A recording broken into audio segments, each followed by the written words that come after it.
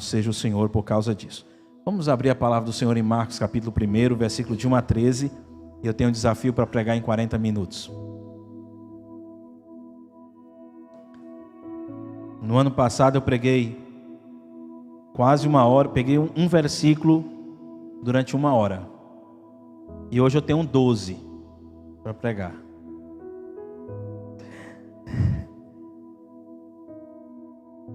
Marcos 1, de 1 a 13. E diz a palavra do Senhor: princípio do Evangelho de Jesus Cristo, Filho de Deus. Conforme está escrito no profeta Isaías: enviarei à tua frente o meu mensageiro, e ele preparará o teu caminho. Voz do que clama no deserto: preparem o caminho para o Senhor, façam veredas retas. Assim surgiu João, batizando no deserto e pregando um batismo de arrependimento para o perdão dos pecados. A ele vinha toda a região da Judéia e dos povos de Jerusalém, confessando seus pecados, eram batizados por ele no Rio Jordão. João vestia roupas feitas de pelos de camelo, usava um cinto de couro e comia gafanhotos e mel silvestre. E esta era a sua mensagem: depois de mim vem alguém mais poderoso do que eu, tanto que não sou digno nem de curvar-me e desamarrar as correias das suas sandálias. Eu os batizo com água, mas ele os batizará com o Espírito Santo. Naquela ocasião, Jesus veio de Nazaré, da Galileia, e foi batizado por João no Jordão. E assim que saiu da água, Jesus viu o céu se abrindo, o Espírito descendo como pomba sobre ele. Então veio dos céus uma voz: tu és o meu filho amado, de ti me agrado. Logo após, o Espírito o impeliu para o deserto. Ali esteve 40 dias, sendo tentado por Satanás. Estava com os animais selvagens e os anjos o serviam. Me permitam orar mais uma vez. Pai, eu estou convencido de que conhecer a Ti e saber quem o Senhor é um milagre que é feito pelo Teu Espírito. E eu peço que o Senhor faça esse milagre hoje à noite, porque precisamos do Senhor. Em nome de Jesus. Amém. Meus irmãos, esse rapaz que escreve, esse senhor, na verdade, de idade, mais de 50 anos, que escreve essa carta, é um homem marcado por um ministério que em um determinado momento se distanciou, se afastou, desanimou, não queria continuar, mas com a ajuda de Barnabé, o seu primo, o seu ministério foi restaurado. Ele voltou a servir com o apóstolo Pedro, com o apóstolo Paulo, com o apóstolo Pedro, e depois, com a morte desses dois, fundou uma igreja, organizou uma igreja no Egito, na parte norte, na região da Alexandria, e se tornou um nome importante para aquela igreja. Hoje, muitos daqueles que se converteram, com o passar do tempo, formaram o que é conhecido como a igreja copta, egípcia. E ele morreu com uma corda presa ao pescoço, e na outra ponta amarraram numa parelha de cavalos, fizeram os cavalos correrem, arrastando ele pelas ruas da cidade com a corda presa ao pescoço, até que morresse enforcado.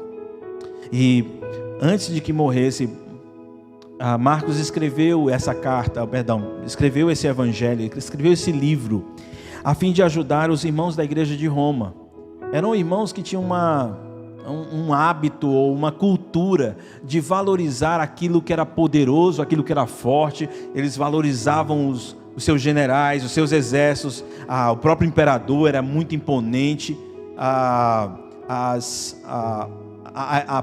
preocupação de pertencerem a uma classe mais alta da sociedade era muito viva na cabeça deles o tempo todo. Então eles queriam realmente ser as pessoas mais importantes. E para eles, quando o evangelho chegou lá, foi desafiador, porque falava de um Jesus humilde, que nasceu numa manjedoura, cresceu em Nazaré, uma cidade pequena da Judéia, e depois cresceu em Cafarnaum, e então Galileia, cresceu em Cafarnaum, e ali morreu crucificado com a pior morte que um romano podia imaginar que alguém pudesse morrer, que é a morte por crucificação.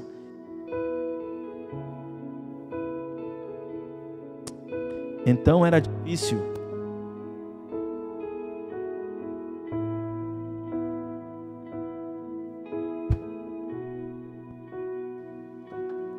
então era difícil para eles aceitarem. Eles que gostavam de heróis imponentes, aceitaram um herói fraco, como Jesus aparentava ser. E então Marcos vai escrever para mostrar que aquele homem simples e humilde não tinha nada de fraco.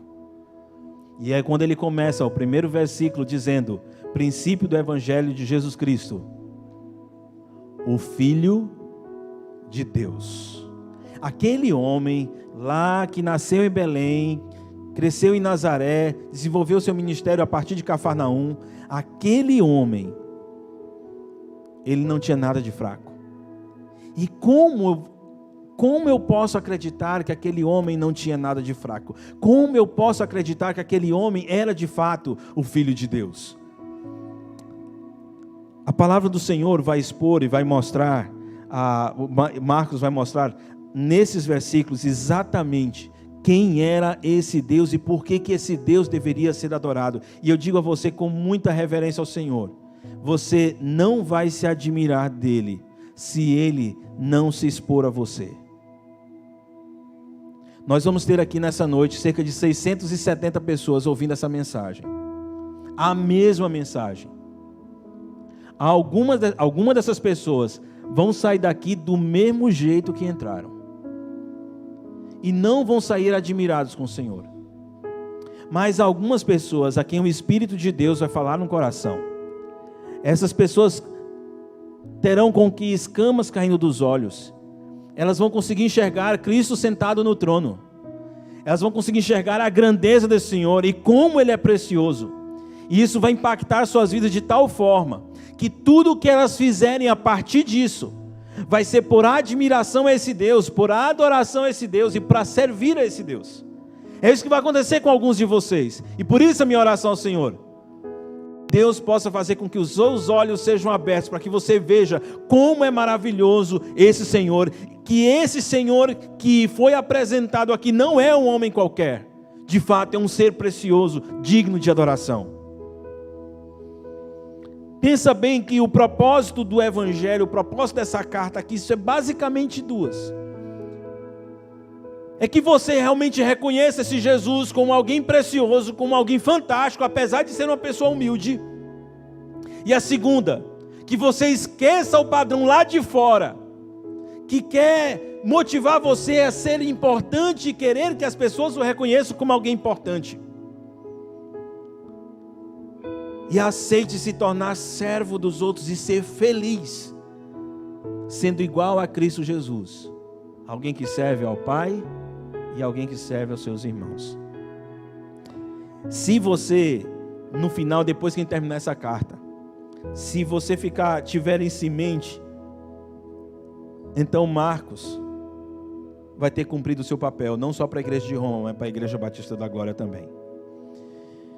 Entenda, meu querido, Marcos ele vai pegar do versículo 1 do capítulo 1 até o capítulo 10 e vai mostrar como Jesus, mesmo sendo Deus, ele servia as pessoas. E do capítulo 11 até o capítulo 16, ele vai mostrar que mesmo ele sendo Deus, por amor, ele se sacrificou por aqueles que ele amou. Duas coisas, o serviço do servo e o sacrifício do servo vão ficar muito evidentes, e esse versículo é a chave que vocês memorizaram essa semana. Marcos capítulo 10, 45. Pois nem o Filho do Homem veio para ser servido, mas para servir e dar a sua vida em resgate de muitos, ou em resgate por muitos. Meus queridos, deixe-me tentar responder essa pergunta essa noite. Quem é esse Jesus Cristo para que eu o siga? Quem é esse Jesus Cristo para que eu o siga? A primeira coisa que eu quero destacar para você é que esse Jesus é o Messias prometido pelos profetas. E isso é mais fantástico do que eu posso conseguir expor para você. Pensa bem, o Evangelho estava sendo pregado para os romanos, naquele momento em que eles estavam lendo essa carta. O Evangelho estava sendo pregado para eles. Marcos vai dizer, esse Evangelho que os apóstolos estão pregando hoje, é o princípio, o mesmo Evangelho, ou o princípio do Evangelho pregado por Jesus Cristo. E esse Evangelho pregado por Jesus Cristo foi pregado porque antes, logo que os israelitas ou os hebreus saíram do Egito, eles ouviram a voz do Senhor dizendo: eis que enviarei o meu anjo na frente de vocês.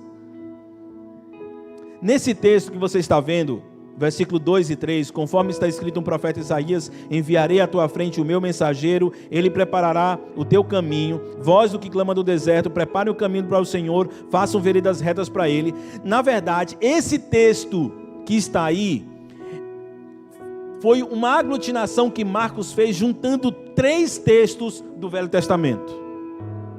Marcos, ele pegou Êxodo capítulo 23, versículo 20, quando Deus fala com Israel dizendo que colocaria à frente do povo de Israel um anjo que cuidaria deles por todo o caminho.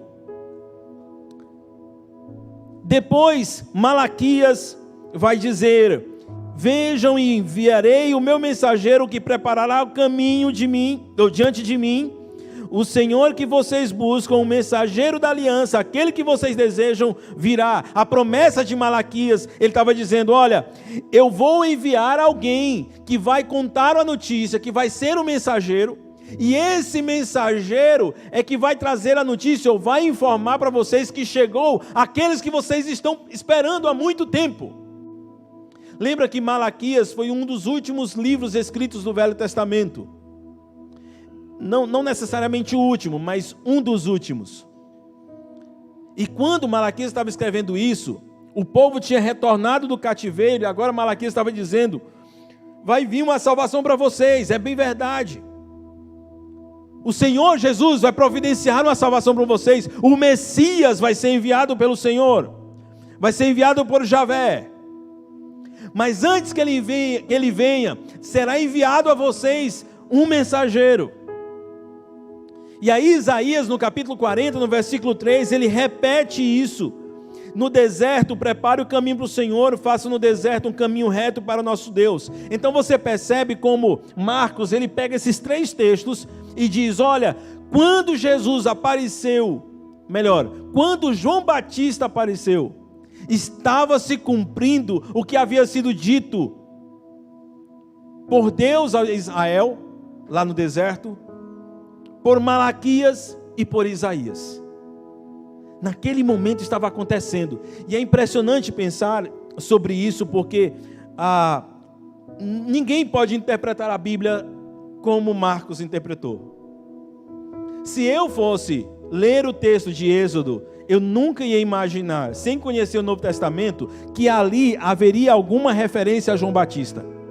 O contexto de Êxodo, capítulo 23, não indica isso.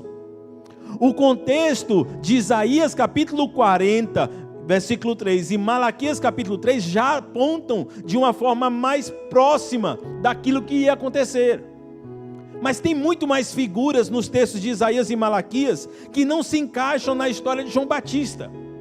O que eu quero dizer para você é que quando a gente interpreta a palavra do Senhor, o Novo Testamento, e vê no Novo Testamento textos do Velho Testamento sendo interpretados de uma forma incomum para nós, entenda bem, é um tipo de interpretação superior, espiritual, que só quem tinha autoridade para fazer eram os apóstolos.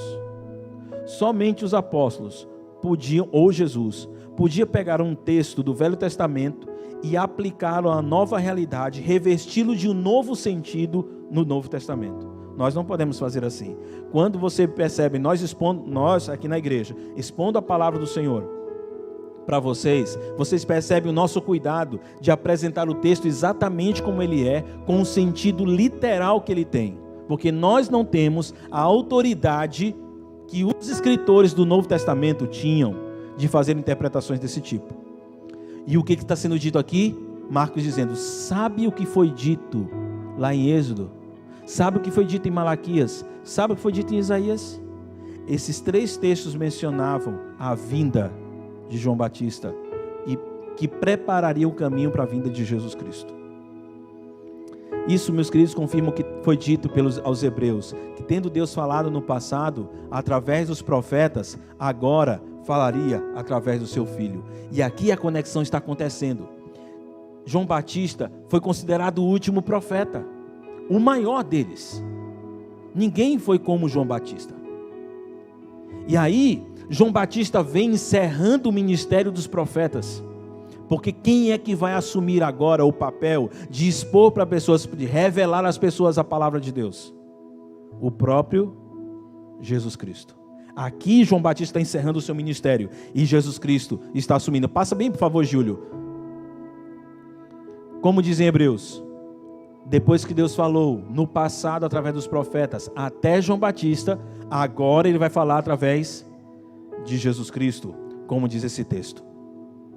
Então, queridos, o que é que Marcos está tentando mostrar a respeito de quem é Jesus aqui? Marcos está mostrando que Jesus é aquele que foi prometido através das Escrituras. Quero que você pense sobre isso agora. O Jesus em que você crê foi um homem, que ele foi homem por ter se tornado assim. Porque antes de ser homem, ele já era Deus. E sendo Deus, humildemente se esvaziou de si mesmo, assumindo a forma de um homem, nascendo lá em Belém. Aquele homem que estava nascendo ali era o Filho de Deus. Aquele homem que estava ali, ele apareceu num momento completamente planejado pelo Senhor. Planejado e já pensado há muito tempo, como os textos de Êxodo, texto de Isaías, o texto de Malaquias mostravam que já se esperava que isso acontecesse. O Deus a quem você serve tem o controle da história. O Deus a quem você pode entregar a sua vida, se é que não entregou ainda, é alguém que tem um controle da história. O controle é tal que ele faz com que tudo que foi pregado pelos profetas no passado seja ratificado por Jesus aqui na terra. Quando ele chega no Sermão da Montanha, ratifica a lei. Depois, no seu ministério, durante 3 anos, ele ratifica o que os profetas disseram. Então Jesus assina embaixo do que já estava escrito no Velho Testamento, e agora ele apresenta uma nova aliança, novos termos de aliança para o seu povo. E então ele chama 12 pessoas, e essas 12 pessoas caminham com ele durante 3 anos e meio, ouvindo esse evangelho, vendo Jesus se comportando, a fim de que esses 12 tivessem autoridade para dizer: Jesus é assim, assim, assim, e o que ele quer é isso, isso e isso. E qualquer um podia discordar de um homem qualquer, mas de um apóstolo ninguém poderia discordar. Dos 12, não dos outros que vieram depois dele e que tem hoje ainda. Dos 12, dos de hoje pode discordar, não tem problema não. Mas os 12, eles tinham autoridade dada por Jesus. Sabe o que eu estou querendo dizer para você? É que quando eu leio o texto de Marcos, que escreveu ouvindo o apóstolo Paulo e o apóstolo Pedro, quando eu leio esse texto, eu estou lendo um texto que foi ratificado pelo próprio Deus.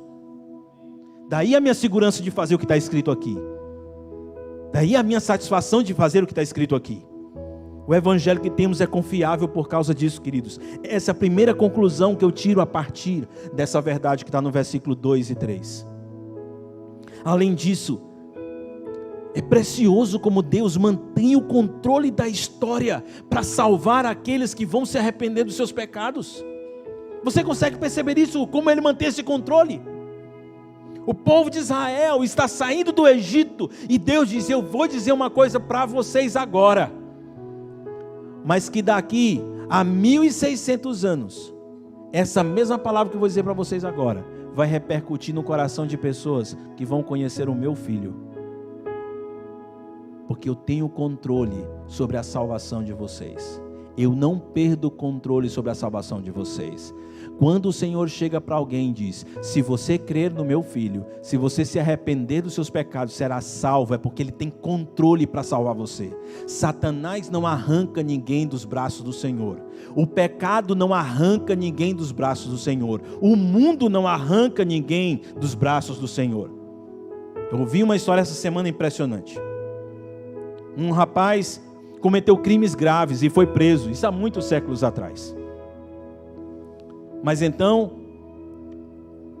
o líder daquela nação foi comunicado da periculosidade, como era perverso aquele homem.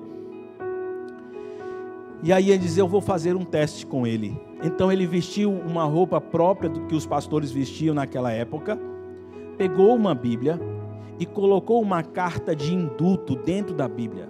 Uma carta que dizia assim: eu estou perdoando você de todos os crimes que você cometeu e eu estou soltando você hoje. Era isso que dizia a carta. Ele colocou dentro da Bíblia.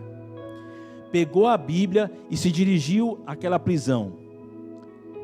Ao chegar à próxima prisão, aquele criminoso, quando percebeu quem era a pessoa que estava chegando ali, que aquela pessoa que estava chegando era um pastor, na cabeça dele, afinal de contas estava com a Bíblia, disse assim: eu não quero escutar você. Então, aquele governante, disfarçado como de um pastor, disse: mas eu tenho uma boa notícia para você. Eu não quero saber nada do que você está me dizendo, mas é preciso, seria muito bom que você pudesse me ouvir. E que você possa entender o que tem dentro desse livro. O que tem aqui dentro pode salvar vocês. Eu não quero ouvir nada do que tem dentro desse livro. E então, depois de muito insistir e não ter sucesso, aquele governante deixou a prisão e foi embora, autorizando que aquele prisioneiro fosse levado à condenação. Então, à medida que aquele governante saiu, o soldado que estava cuidando da prisão chegou e disse assim para ele: como você é tolo, como você é burro. Dentro daquela Bíblia tinha a carta de indulto para você. Ali não era um pastor, ali era o governante do nosso reino. E ele estava disposto a soltar você, libertar e perdoar todos os crimes que você cometeu. Como você foi burro. A tua salvação estava na tua porta e você mandou a salvação ir embora. E aquele homem então foi levado à forca. E antes de ser enforcado, perguntaram a ele quais seriam as últimas palavras que você teria para dizer. E ele disse: nesse dia eu não estou sendo morto por causa dos crimes que eu cometi. Eu estou sendo morto porque eu recusei o perdão que queriam me dar. E sabe o que vai fazer com que muita gente vá para o inferno? Não são os pecados que elas cometem todos os dias, mas o fato delas não terem aceito o perdão que Deus queria dar a elas.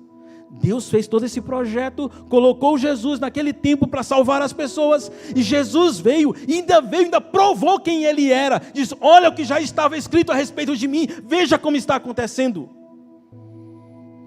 Deus tem controle para salvar as pessoas.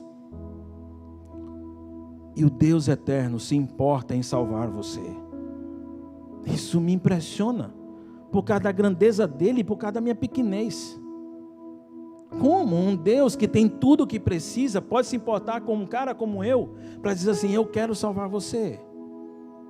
Mas a presença de Jesus, o próprio Filho de Deus aqui na terra, como havia sido profetizado, demonstra isso. E o que você deveria fazer a partir disso? Você deveria entender que não é seguro para a sua fé. Preste bem atenção no que eu vou dizer. Alguém aqui pode ter visões, alguém aqui pode ver sonhos. Deus pode permitir que você tenha essas experiências. Mas não é sábio valorizar essas coisas mais do que aquilo que está escrito nas Escrituras, porque nenhuma dessas coisas passou pelo aval que as Escrituras passaram. Aqui nós temos profetas que falaram no passado, Jesus ratificou, depois Jesus apresentou para apóstolos, e apóstolos tiveram autoridade para falar desse evangelho. Então o que temos aqui nas Escrituras é algo que traz convicção, que traz certeza. Mas quando você tem sonhos, tem visões, você pode ter alguma dúvida. Aquele sonho que eu tive foi só um sonho, ou de fato Deus estava querendo mostrar alguma coisa? Aquela visão que eu tive foi apenas uma visão, ou Deus queria me falar alguma coisa sobre isso? Você pode ter dúvida sobre isso, mas em relação ao que está escrito aqui, você não tem dúvida. Se alguém chegar para mim e dar: eu tive uma visão, e dessa visão foi me dito que você deveria fazer isso, eu posso duvidar do que a pessoa está dizendo, e eu vou conversar com o meu Senhor, alguém me disse que teve uma visão, e ele acha que eu devo fazer algo, eu quero que o Senhor me confirme, é isso que o Senhor quer que eu faça mesmo? Ou eu começo a pensar, aquilo que foi dito para mim está nas Escrituras, bate com o que está no texto bíblico. Mas quando alguém diz: assim diz o Senhor, e lê um texto das Escrituras, eu não posso discutir, eu só tenho que obedecer. Outra coisa, suas orações pela vida de seus vizinhos, seus amigos, seus familiares, devem continuar. Pois aquele que tem poder para salvar, escuta o que você está orando. Sim, e Ele tem poder para salvar. Lembra da música? Sim, o Senhor tem poder para salvar. A segunda coisa que esse texto ensina a respeito de Jesus. Quem é esse Jesus para que eu o siga? Jesus é aquele que traz perdão ao que está arrependido. Diz o texto: assim surgiu João batizando no deserto e pregando um batismo de arrependimento para o perdão dos pecados. A ele vinha toda a região da Judéia e todo o povo de Jerusalém, confessando seus pecados, eram batizados por ele no Rio Jordão. João vestia roupas feitas de pelos de camelo, usava um cinto de couro e comia gafanhotos e mel silvestre. Como no versículo 4 aparece essa palavra, assim surgiu João, essa expressão indica que o que está escrito antes descrevia como é que esse João deveria se apresentar, e ele deveria se antecipar a Jesus, ele deveria aparecer na história antes do próprio Jesus, ele tinha que aparecer em cena antes do próprio Jesus, e ele tinha que ter um ministério ligado ao deserto, porque é assim que estava na profecia. E o texto está dizendo que foi exatamente assim que João surgiu, e ele diz que João batizava onde? Onde? No deserto. Como profetizava, como profetizou Malaquias, como profetizou Isaías. E o texto está dizendo, está vendo, Marcos, está vendo como de fato, quando vocês tomaram conhecimento que João Batista estava pregando no deserto, está vendo como Deus tem controle sobre isso? E o que João fazia no deserto, além de batizar? Ele pregava um batismo de arrependimento para perdão dos pecados. O que nós podemos notar aqui nessa exposição é que, primeiro, assim como Israel ouviu da sua salvação em Êxodo no deserto, agora de novo estava se ouvindo sobre salvação no deserto, para que se pudesse cumprir as escrituras. A outra coisa que eu percebo nesse texto é que a marca principal do evangelho não são a prática de boas obras, mas o arrependimento dos pecados. Por que eu estou dizendo isso? Porque a cabeça de muita gente funciona ligado às coisas que ele faz, às coisas boas que ele faz, para que Deus possa aceitá-lo. Ou seja, por que que eu não minto? Por que que eu não bato numa mulher? Por que que eu não mato ninguém? Por que que eu não roubo? Por que que eu não quero pecar? Eu não quero pecar porque eu quero ter um currículo bom para apresentar diante de Deus, para o Senhor dizer assim, muito bem, gostei de você, pode entrar no meu céu. Eu já ilustrei para os irmãos aqui uma vez, que se você tentar pegar uma bola de futebol e fazer alguma coisa aqui na frente para impressionar o Neymar, você não vai conseguir. Eu, pelo menos, não vou. Agora você quer fazer alguma coisa boa para impressionar o Deus que tem toda a bondade e que é perfeito em bondade. O que você faz de bom que impressionar a Deus? Vai dizer, gostei. Conversa. Deus não se impressiona com coisa boa nenhuma que nós façamos, nem para conseguir a salvação e nem para perdê-la. Ninguém perde salvação. Por que não perde salvação?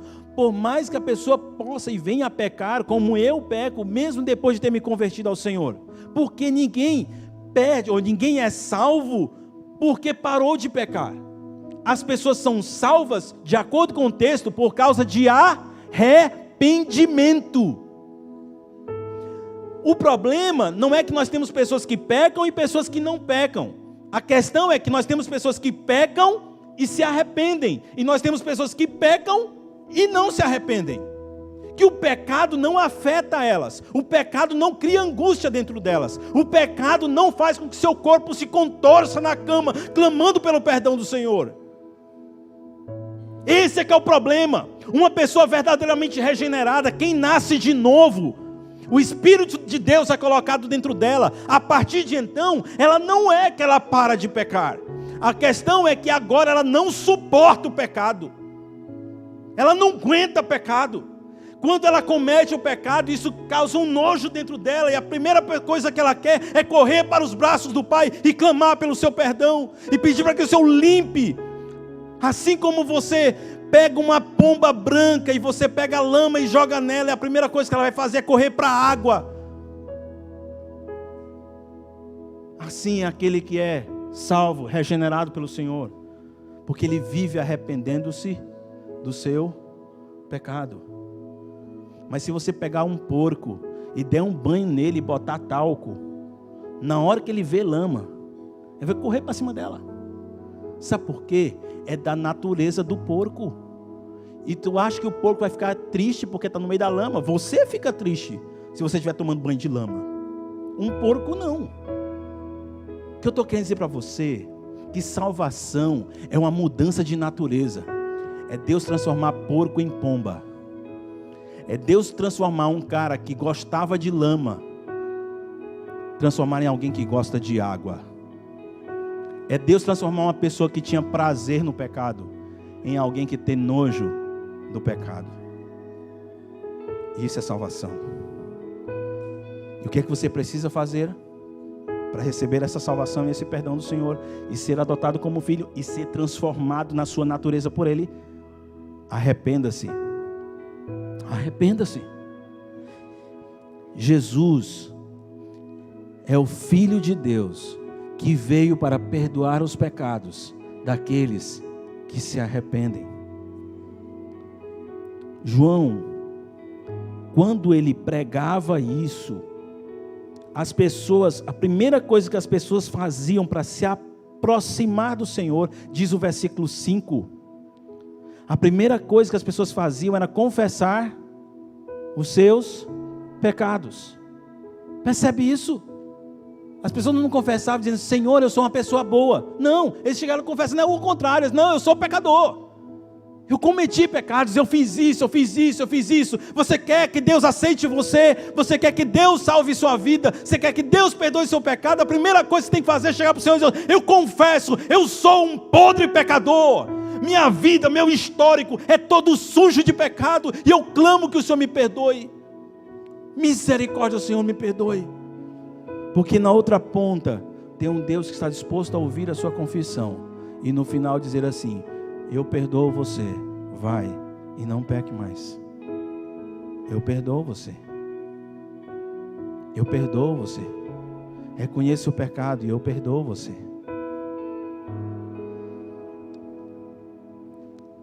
E essa decisão era tornada pública através do batismo, como diz o final do versículo.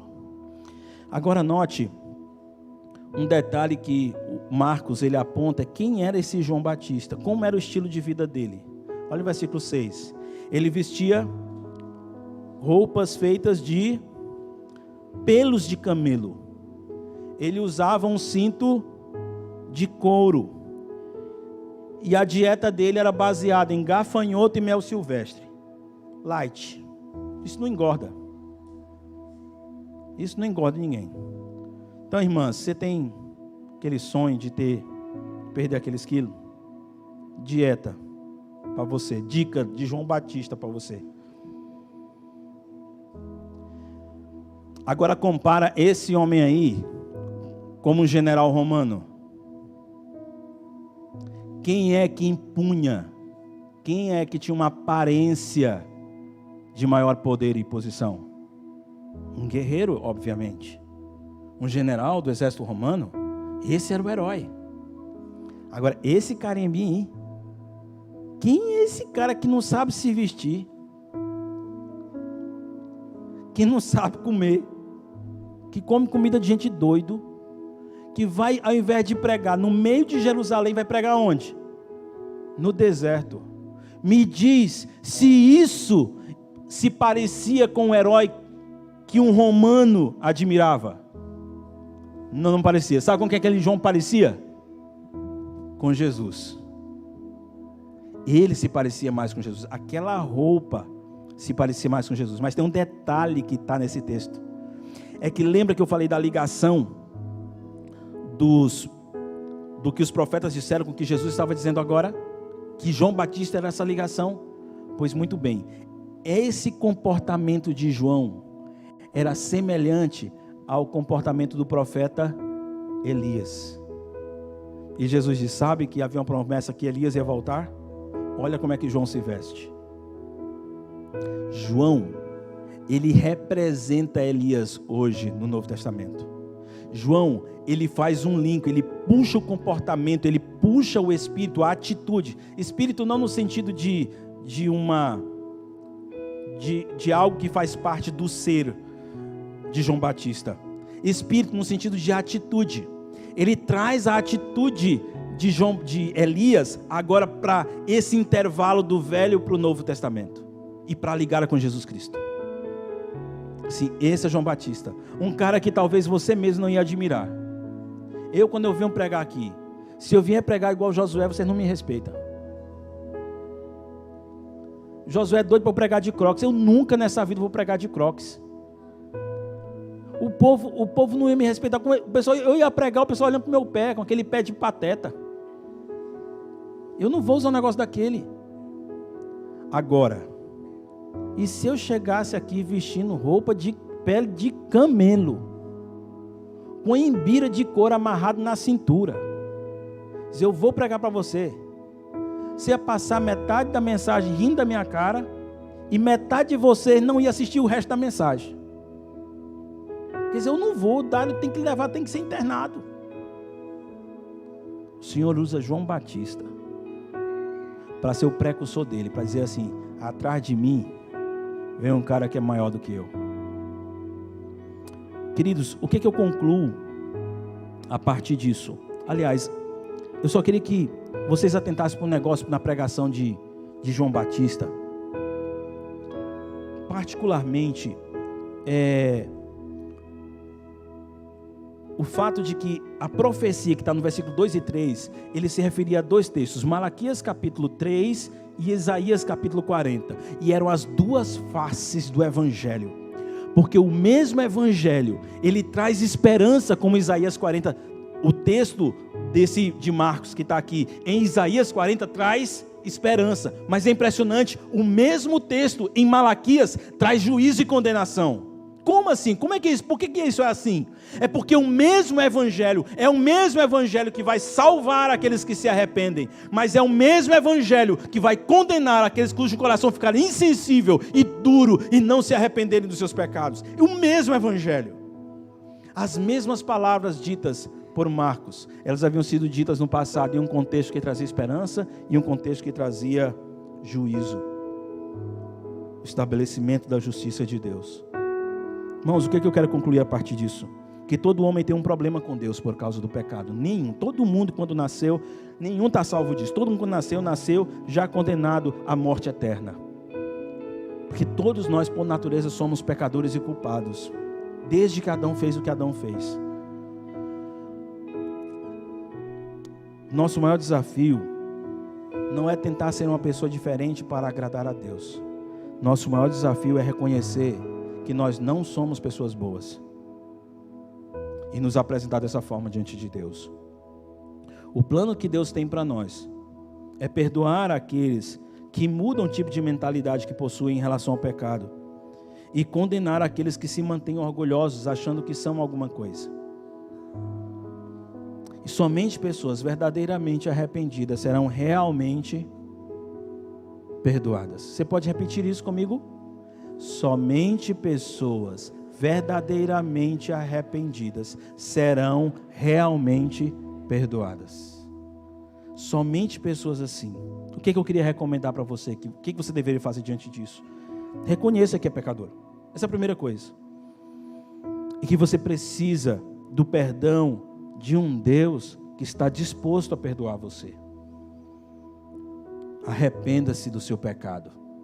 Decida que vai servir a Cristo, o Filho do Deus vivo, ao invés de satisfazer-se com o pecado como você está fazendo hoje. Peça ao Senhor que perdoe você. Peça ao Senhor que perdoe você. E então, viva humildemente, reconhecendo todos os dias diante do Senhor e diante dos seus irmãos o pecado que você vai cometendo diariamente. E busque o perdão do Senhor e uma vida que agrade a Ele, que seja agradável ao Senhor. Você já foi, um dia, você já se arrependeu dos seus pecados, você percebeu que você não é mais porco, que você é pomba, que você não gosta mais de pecado, mas que você tem nojo dele? Pois bem, todos os dias, arrependa-se. Todos os dias arrependa-se. Não vá dormir antes de ter se arrependido dos pecados que você cometeu naquele dia. E talvez você vá querer compartilhar para algum irmão que vem cuidando de você, que pecados foram esses que você cometeu, para que ele lhe ajude a viver uma vida íntegra. Portanto, queridos, o Jesus que nós estamos pregando é um Jesus que foi profetizado a vinda dele. Segundo, é um Jesus que está pronto a perdoar aqueles que se arrependem. Terceiro, é uma pessoa que é maior em poder, em dignidade e em ministério do que qualquer pessoa que você já viu. A palavra do Senhor diz que a mensagem, versículo 7, a mensagem de João Batista era essa. Ele dizia: depois de mim vem alguém mais poderoso do que eu, tanto que não sou digno nem de me curvar diante dele e de desatar ou desamarrar as correias da sua sandália. Você entende? Entende como Marcos está mostrando, aliás, como João Batista na sua mensagem estava mostrando quem de fato era esse Deus tremendo? Que Deus, se quisesse e alguém chegasse para se curvar diante dele, olha, curvar-se diante de alguém já é um sinal de humildade, concorda? Curvar-se diante de alguém já é uma demonstração de que você teme a Ele. Pois bem, João Batista diz: eu nem sou digno de curvar-me diante dele. Talvez você consiga lembrar aqui da história de Esther, que se Esther entrasse, se curvasse diante do rei, sem ser chamada, Esther seria morta.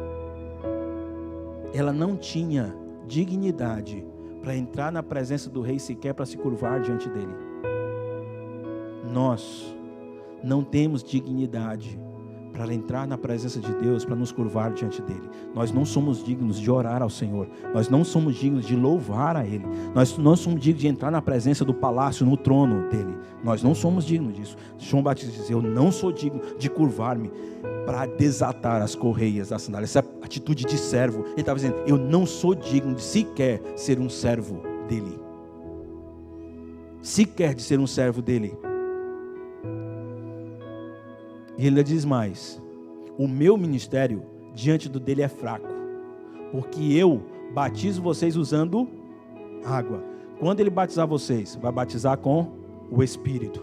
Ali é pancada. Aqui é o migué que eu faço, mas lá é valendo. Aqui eu só jogo água. Mas Jesus vai derramar o Espírito sobre vocês. Cara, isso é impactante. Qual é o perfil de líder da nossa igreja? Ele precisa ter testemunho, o Espírito e sabedoria. Ele precisa ter testemunho, ser cheio do Espírito e cheio de sabedoria. Cheio do Espírito.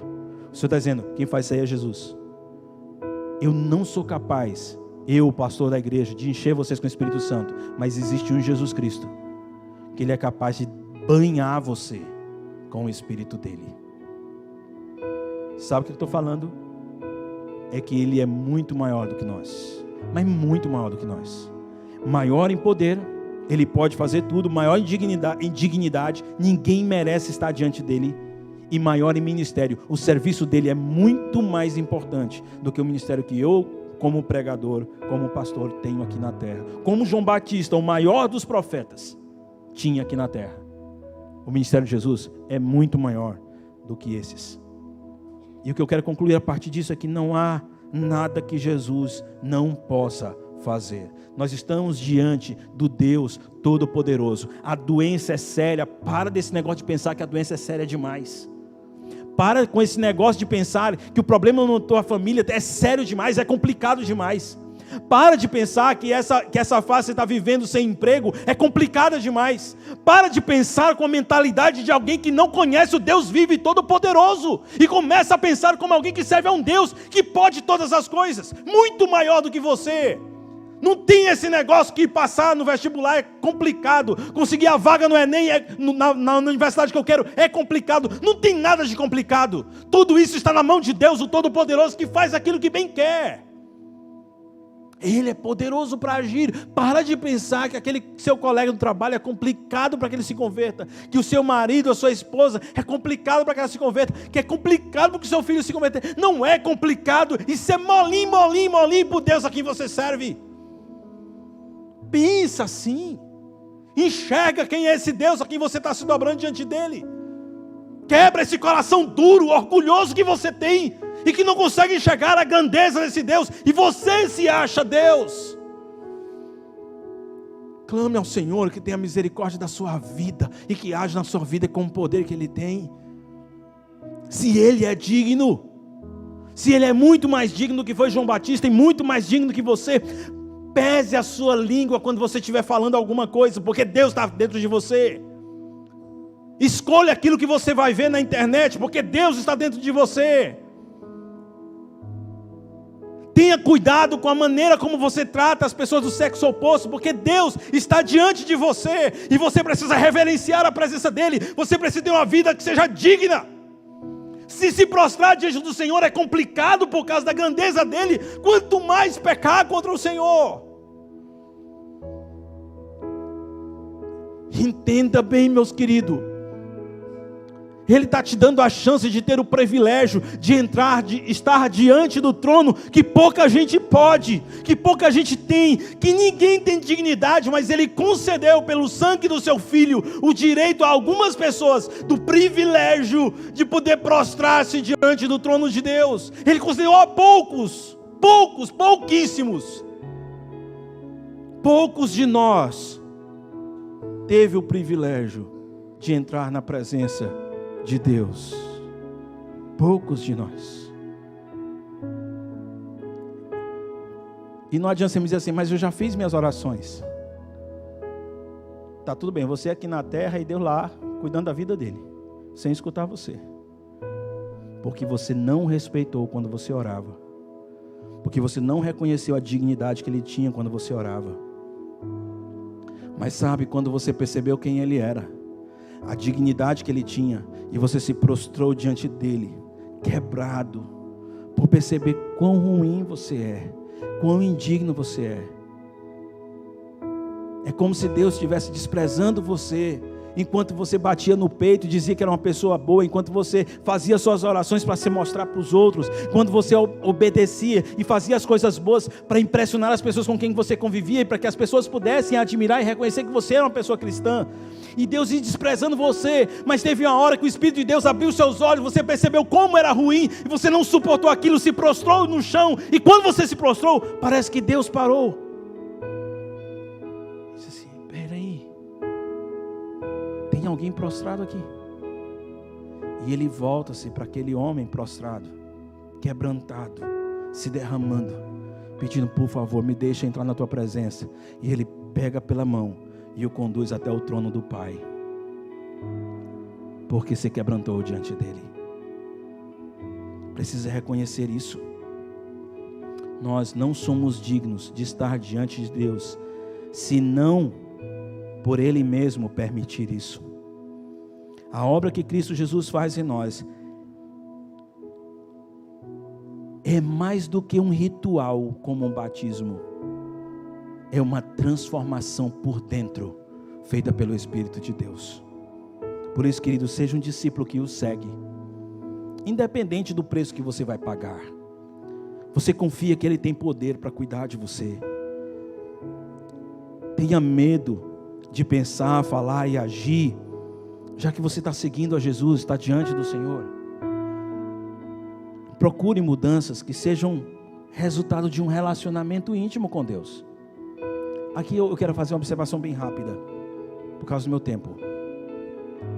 Nós aprendemos em aconselhamento bíblico que se você está lutando contra um pecado, você tem que fazer um plano de tentação e um plano de mudança.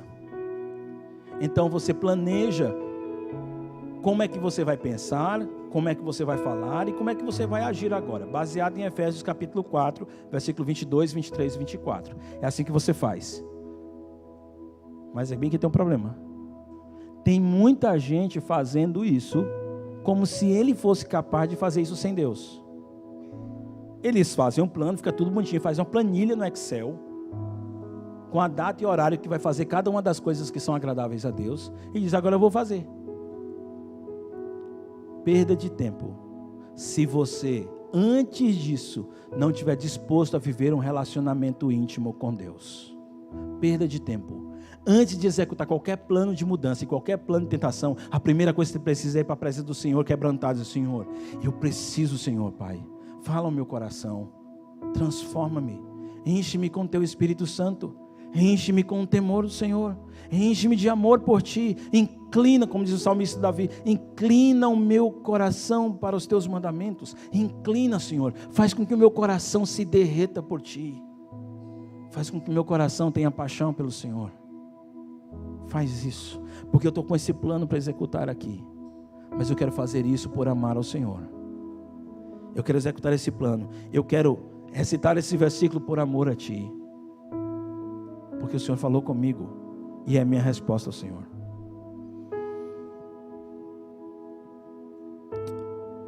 Sabe quem é esse Jesus? É o Jesus que foi ungido pelo Espírito e amado pelo Pai.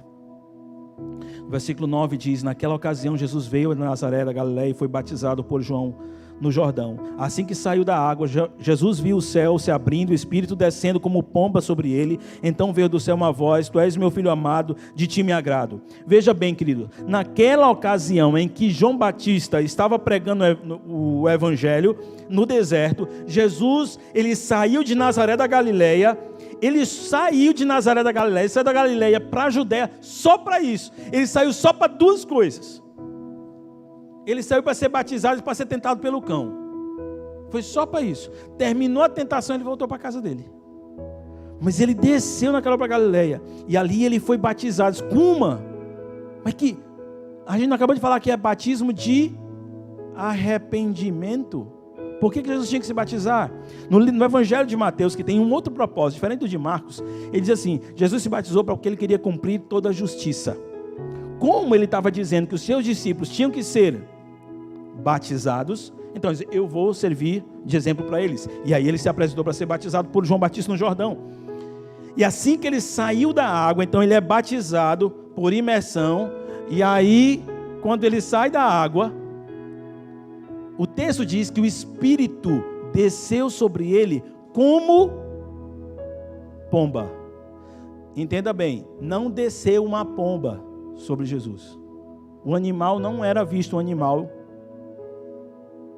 descendo sobre Jesus. O que desceu sobre ele foi o Espírito. O Espírito não desceu encarnado em uma pomba.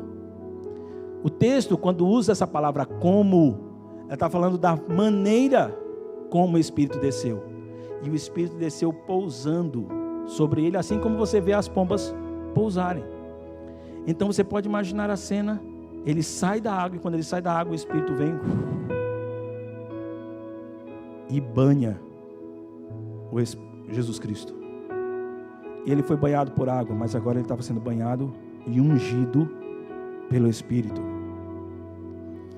E assim como ele demonstrou ao ser batizado que estava com o coração disposto a obedecer, um coração de servo, esvaziando de si mesmo, agora o Espírito vem e o unge no símbolo de dizer, agora você está pronto para executar a obra. Aqui Jesus já tinha 30 anos de idade. Ele viveu 30 anos sem exercer seu ministério.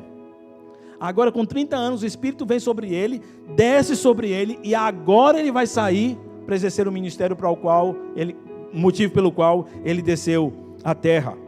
E aí quando o Espírito desce sobre ele, ele ouve a frase mais preciosa que um ser humano pode ouvir do Pai: tu és o meu filho amado, de ti me agrado.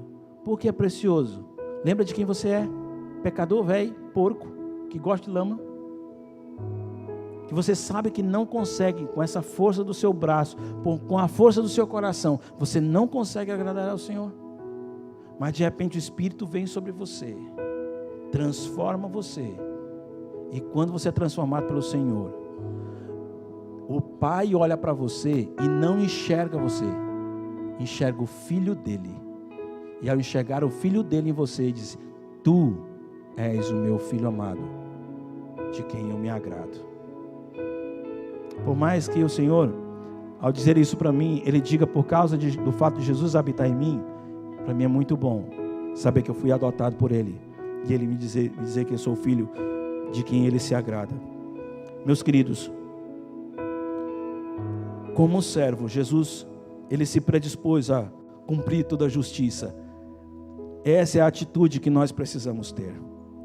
Nosso serviço ao Senhor, servindo a igreja e servindo ao mundo com o Evangelho, nós precisamos fazer isso dependendo do poder do Espírito Santo. O Espírito Santo desce sobre nós quando nós nos convertemos, e quando nós vamos servi-lo, fazer qualquer coisa, quer aqui na igreja, quer lá fora no mundo, nós precisamos que esse mesmo Espírito esteja nos enchendo e nos usando para fazer o que tem que ser feito. Nós não podemos sair correndo à toa, visitando pessoas, discipulando pessoas, liderando células na nossa própria força. Não é assim que funciona. Você primeiro vai para a presença do Espírito de Deus. Espírito de Deus, enche-me, para que esse mesmo Espírito transborde para a vida de outras pessoas.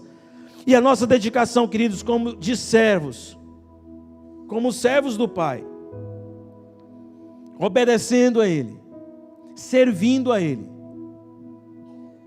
é que vai nos tornar agradáveis ao Pai.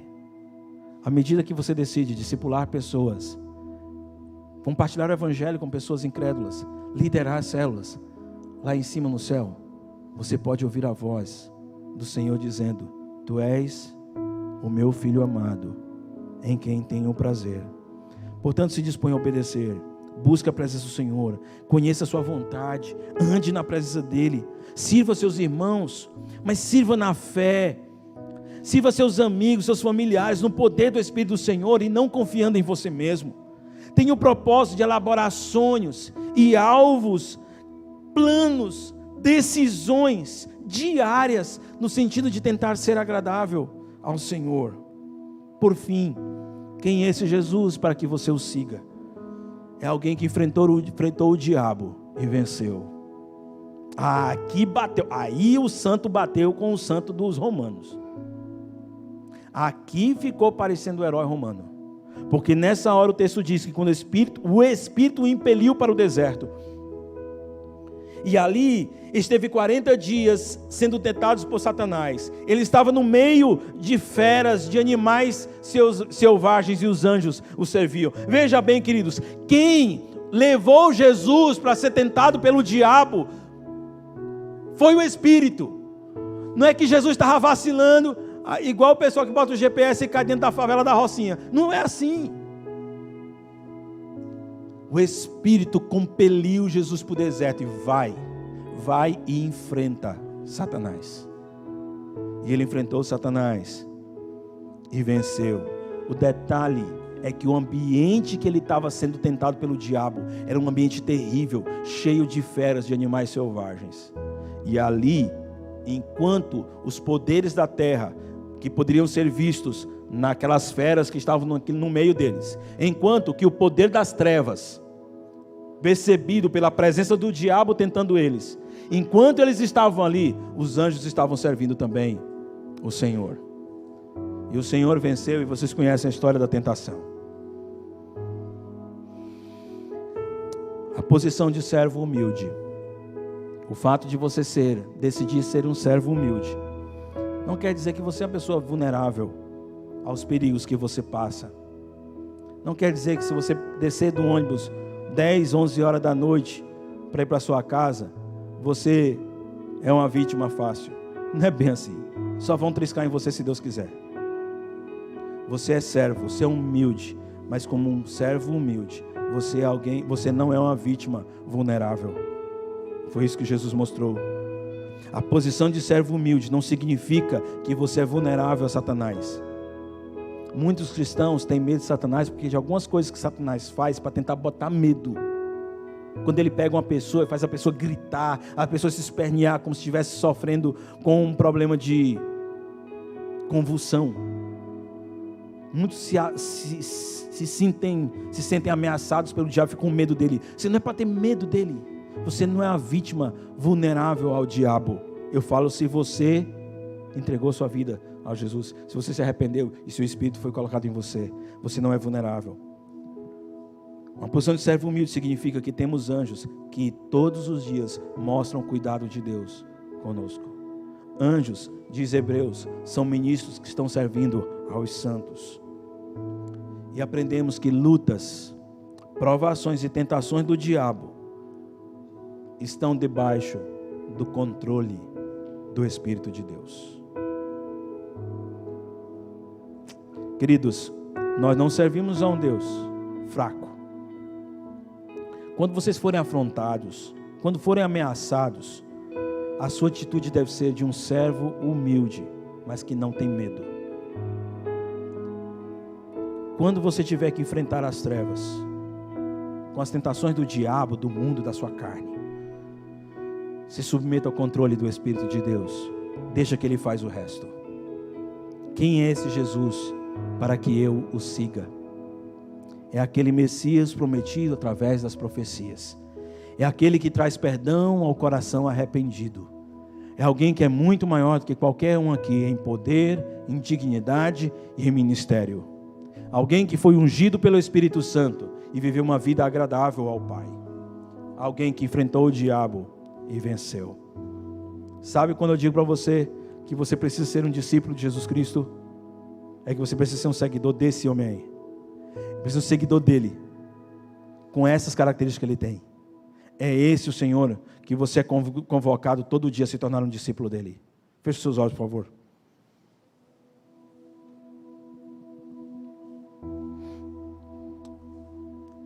Eu queria saber se o Espírito de Deus falou com alguém nessa noite.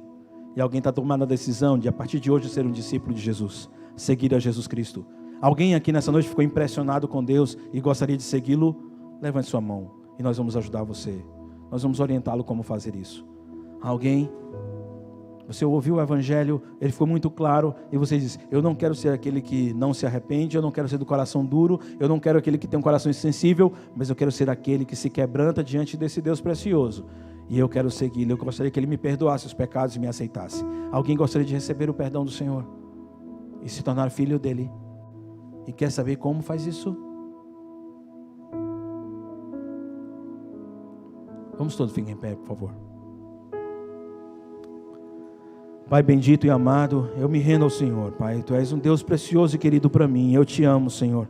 Eu te amo e te sirvo de todo o meu coração. E eu quero renunciar a qualquer ídolo que apareceu no meu coração e que tenha atrapalhado de enxergar a beleza do Senhor. Eu quero tirar do meu tempo, do tempo do meu dia, coisas que faço e que não me ajudam a te adorar e te servir. Eu quero encher o meu dia com adoração ao Senhor. Eu quero passar o meu dia prostrado diante de Ti em tudo aquilo que eu faço, Senhor. Quando eu chegar no meu trabalho, eu quero viver uma vida íntegra diante do Senhor. Quero agradar a Ti, servir as pessoas que me procuram, de tal forma que o Teu nome seja glorificado, como servo humilde sendo eu. Eu quero pedir ao Senhor que dentro da minha casa, eu seja um servo humilde também. Eu quero pedir ao Pai que na rua por onde eu estiver, no trabalho, aqui na igreja servindo meus irmãos, eu seja um servo humilde como o Senhor foi. Mas não um servo humilde que tem medo das coisas que vai fazer, mas um servo humilde que não tem nenhuma dificuldade de andar em lugares onde não andou, sabendo que o Espírito do Senhor que me conduz, que cuida de mim, que cuida de nós, estará fazendo tudo o que precisamos. Sim, Pai, amamos o Senhor e somos admiradores do Senhor. Todos nós que estamos aqui em pé e que decidimos te seguir, nós queremos que o Senhor saiba disso. Nós amamos ao Senhor. Tu és o nosso Deus e para nós é um orgulho te servir. Em nome do Teu Filho Jesus. Amém.